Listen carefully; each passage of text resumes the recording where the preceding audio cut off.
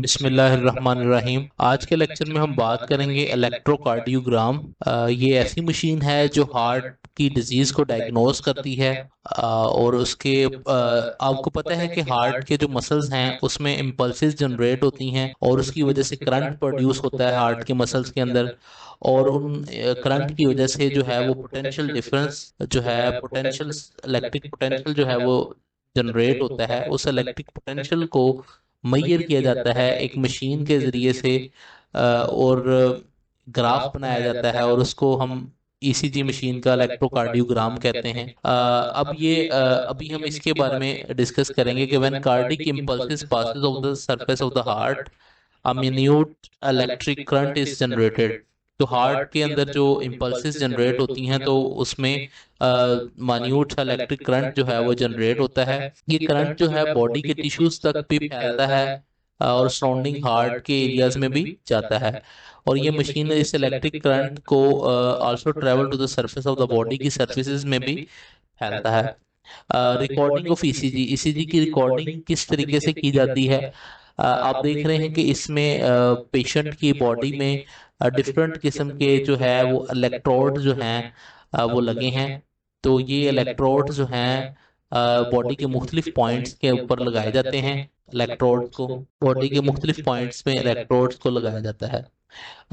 Electrode जो हैं chest area में भी लगाए जाते हैं। इसके अलावा इलेक्ट्रोड जो हैं वो एंकल में, आपकी लेग्स में भी लगाए जाते हैं, लिम्स में भी लगाए जाते हैं। और ये मुख्तलिफ एरियाज का जो है वो पोटेंशियल डिफरेंस जो है वो कैलकुलेट किया जाता है और उसको फिर मशीन के जो ग्राफ की शक्ल में प्रेजेंट किया जाता है। आपको पता है कि आमतौर पर नॉर्मल कंडीशन में जो है वो ईसीजी नॉर्मल होगी कि जब हार्ट ब्लॉक होता है या हार्ट नॉर्मल फंक्शन नहीं करता तो इलेक्ट्रिक करंट में डिस्टर्बेंस आती है जिसकी वजह से इलेक्ट्रिक पोटेंशियल में जो है वो डिफरेंस आता है और फिर वो उसको रिकॉर्ड किया जाता है। तो इलेक्ट्रोकार्डियोग्राफ में हम कहते हैं कि इलेक्ट्रोड जो है वो किस तरह स्किन्स के लगाए जाते हैं, हार्ट के पास भी लगाए जाते हैं, आर्म्स में भी लगाए जाते हैं और लेग्स में भी लगाए जाते हैं। तो इलेक्ट्रोड और एक साइड से जो है इलेक्ट्रोड जो है मशीन के साथ अटैच होते हैं। The electrode attach to the machine. ठीक है, उस मशीन का नाम इलेक्ट्रोकार्डियोग्राफ होता है जो कि ग्राफ जनरेट करती है। This machine record electric potential generated by the current. Heart के मसल के अंदर जो है वो करंट बनता है और उस करंट की वजह से इलेक्ट्रिक पोटेंशियल जो है वो जनरेट होता है। और ये मशीन जो है डिफरेंस इलेक्ट्रिक पोटेंशियल को जो है वो मेजर करती है। ईसीजी मशीन जो है ये कंडक्शन सिस्टम जो हार्ट में जो एबनॉर्मलिटीज हैं उसको डायग्नोज करती है। और इलेक्ट्रिक इम्पल्सेस जो प्रोड्यूस होती हैं specific event of the cardiac cycles में उसकी वेव्स की फॉर्म में ये शो करती है। वेव्स की फॉर्म में शो करती है। तो ये मशीन जो है ये काम करती है। अभी इसके बारे में डिटेल से हम जो है इसकी डिस्क्रिप्शन को देखेंगे। यहाँ पर इस तरह इस ग्राफ जो है वो शो होता है पी फॉर्म में, पीआर फॉर्म में, और क्यू आर एस है ऊपर नजर आ रहा है, एस टी है और टी है। तो ये सारा का सारा जो है पी आर जो है this is a time which take from P to Q R S and this is, यहाँ पर ये S T is a time from Q to T interval तक जितना टाइम होता है उसको ये मेजर किया जाता है। तो अब इसके अंदर जो है हम देखते हैं कि पी वेव में क्या होता है। और दूसरा इसमें हम डिस्कस करेंगे आपके साथ कि एक टर्म होती है डीपोलराइजेशन और एक है रीपोलराइजेशन। डीपोलराइजेशन को यहाँ से येलो में शो किया गया है और रीपोलराइजेशन को रेड में शो किया गया है। क्योंकि आमतौर पर आपको पता है कि इलेक्ट्रिक जो आमतौर पर करंट को इनिशिएट करवाया जाएगा तो यहाँ पर येलो में पूरा शो किया जाएगा कि इलेक्ट्रिक इम्पल्सिस जनरेट हो रही हैं तो उसको डीपोलराइजेशन से शो किया जाएगा। और रेड केस में जो है हम कहेंगे कि यहाँ पर जो है मसल्स रिलैक्स हो गए हैं और रीपोलराइजेशन को नाम दिया जाएगा। और येलो को जो है वो डीपोलराइजेशन का नाम दिया जाएगा और उसके बाद मसल जो है वो कॉन्ट्रैक्ट करेंगे तो ये सारा का सारा प्रोसीजर है। ठीक है, मसल्स आपको पता है कुछ कॉन्ट्रैक्ट करते हैं और कुछ रिलैक्स करते हैं। तो ये हार्ट के मसल्स में ये वाला वर्किंग पाई जाती है, डीपोलराइजेशन और डीपोलराइजेशन। डीपोलराइजेशन का मतलब है कि यहाँ पर मसल्स कॉन्ट्रैक्ट कर इम्पल्स जनरेट होगी और मसल्स जो है वो कॉन्ट्रैक्ट करेंगे। तो ये सारा का सारा जी प्रोसीजर दिखाया गया है और उसको डिटेल से एक्सप्लेन किया गया है। यहाँ पर अभी हम बात करेंगे इसकी क्लिनिकल इंडिकेशन के बारे में बात करेंगे। तो पी वेव में यहाँ पर हमने देखा है कि यहाँ पर ये जो पी वेव है, एट्रियल डीपोलराइजेशन स्टार्ट हुई है, जिसको एफ ए नोड जो है इनिशिएट करती है, जिसकी वजह से एट्रिया जो है कॉन्ट्रैक्ट करते हैं। एट्रिया आपको पता है जब कॉन्ट्रैक्ट करते हैं तो ब्लड जो है वो वेंट्रिकल्स में आ जाता है।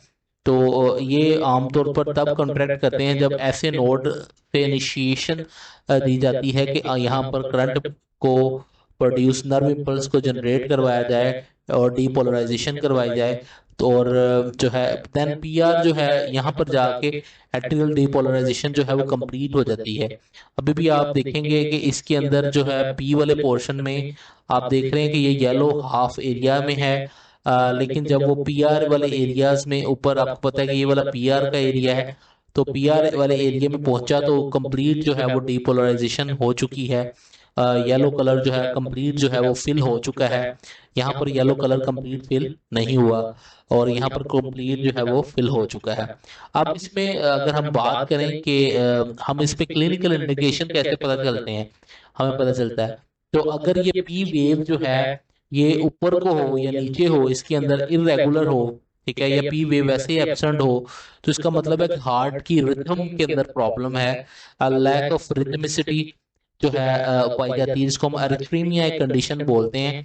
कि ये इसका मतलब है कि दिल की धड़कन सही तरीके से जो है वो ऑपरेट नहीं हो रही, तो इसके अंदर प्रॉब्लम है।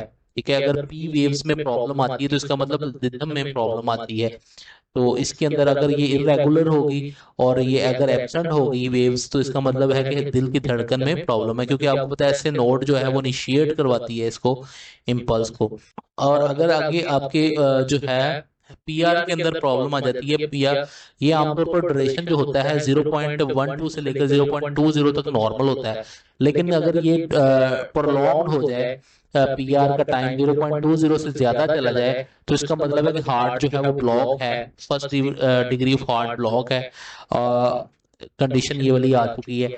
तो ये वाली इस केसेस में जो है टाइम जो है वो ज्यादा जो है अगर लग रहा है 0.20 से पीआर में टाइम ज्यादा है, तो इसका मतलब प्रोलॉन्ग हो गया पीआर, और इसका मतलब हार्ट जो है वो प्रॉब्लम की तरफ जा रहा है, हार्ट ब्लॉकेज है उसमें। आगे क्यूआरएस के केस में जब हम बात करते हैं कि डिपोलराइजेशन ऑफ द वेंट्रिकल या एट्रियल रीपोलराइजेशन आल्सो अकर इस केस में, तो अभी हम क्यूआरएस के केस में देख रहे हैं आपके पास यहाँ पर क्यूआरएस का केस है जी।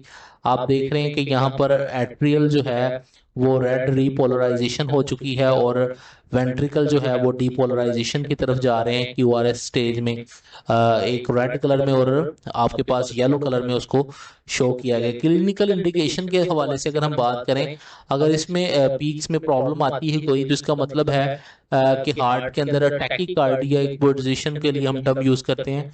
इसका मतलब होता है fast heart beat. Ventricular tachycardia का मतलब है कि हार्ट बीट बहुत तेज है। और इसके अलावा अदर दूसरी नॉर्मेलिटीज को डिस्कस किया गया है। ठीक है, तो बाकी एबनॉर्मलिटी में इंडिकेट बंडल ब्रांच ब्लॉक। आपको पता है कि नीचे ब्रांचेस जो हैं परकिंजी फाइबर्स वगैरह नीचे जो है वो आते हैं यहाँ से वेंट्रिकल्स में, ऐसे नोड से या एवी नोड से आगे ब्रांचेस निकलती हैं और वो आगे फैलती हैं। और अगर इसमें प्रॉब्लम आती है तो इसका मतलब वो ब्रांचेस ब्लॉक हो सकती हैं। और हार्ट बीट टैकीकार्डिया और इस तरह पैकीकार्डिया एक कंडीशन है जिसमें टैकीकार्डिया में हार्ट बीट जो है बहुत ज्यादा फास्ट हो जाती है, तो ये एक प्रॉब्लम है। और आगे नेक्स्ट आपके पास एसटी सेगमेंट आ जाता है ये वाला। ठीक है, एसटी सेगमेंट में कंप्लीट डिपोलराइजेशन ऑफ वेंट्रिकल जो है वो एसटी सेगमेंट्स में आपके पास हो जाती है। ठीक है, आप देख रहे हैं कि यहाँ पर डीपोलराइजेशन हो गई है और ये वाले मसल जो है वो कॉन्ट्रैक्ट होंगे अब। ठीक है, और अगर इसमें एसटी जो है आपके पास ये वाली जो पीक है ये अगर ऊपर नीचे की जानिब डिप्रेस हो जाती है तो इसका मतलब है कि एस्केमिया कंडीशन है। यानी कि मैं भी आपको ये दिखा देता हूँ, यहाँ पर नॉर्मल भी दिखाई गई है और एसटी सेगमेंट डिप्रेस भी दिखाया गया। आप देख रहे हो यहाँ पर आपके पास ये एक लाइन जा रही है और एसटी सेगमेंट जो है वो नीचे डिप्रेस को दिखाया गया है, और यहाँ पर आपने देखा कि एसटी सेगमेंट जो है एलिवेटेड हुआ हुआ है।